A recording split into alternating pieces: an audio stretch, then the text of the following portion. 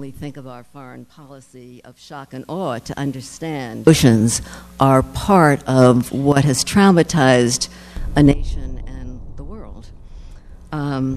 So that is related to the Gothic, which has been called the dark side of writing, or perhaps the darker side of our psyche. As a literary descriptor, Gothic generally refers to fiction or poetry that intends to arouse a sense of something terrible about to happen, and yet something unknown, mysterious.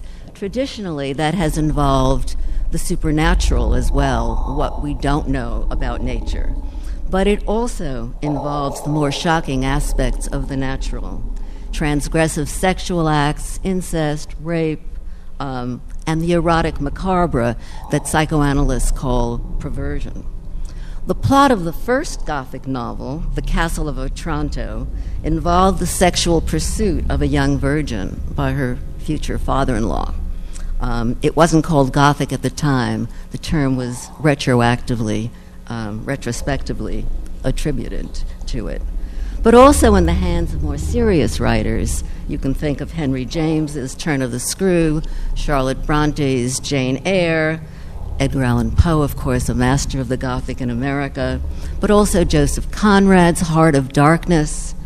What this diverse grouping of fictions has in common is the confrontation of the protagonist with some obscure past event that returns to threaten some awful future consequence.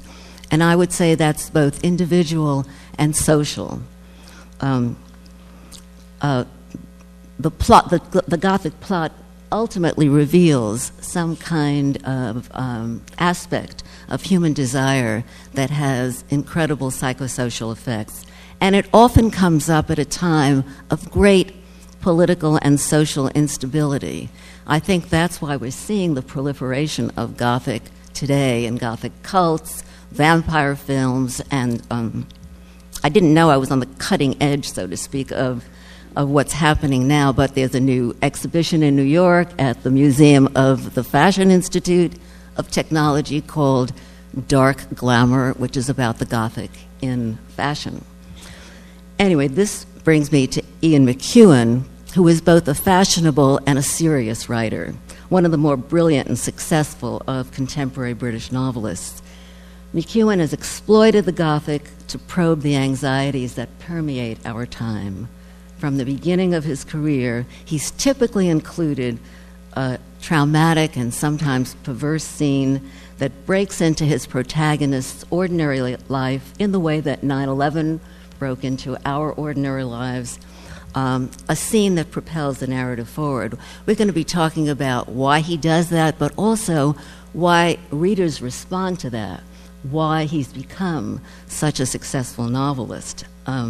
These are the kind of questions that fascinate me in my sort of double hat as a professor of literature and a psychoanalytic expert of some sort. And I hope they fascinate you as well. But even if they don't, I think the fiction will. I'm going to be asking for not too much reading, 2 novels, 1 or 2 stories, a movie that you can watch on your own and I'll show clips of to talk about, I hope the class will be both not only lecture but discussion, because I hope that you will begin to think about what it is, what kind of what are the emotions that the Gothic provokes, and why does it provide a kind of perverse pleasure, and how does that relate to the politics of our time. So I hope you'll join me there.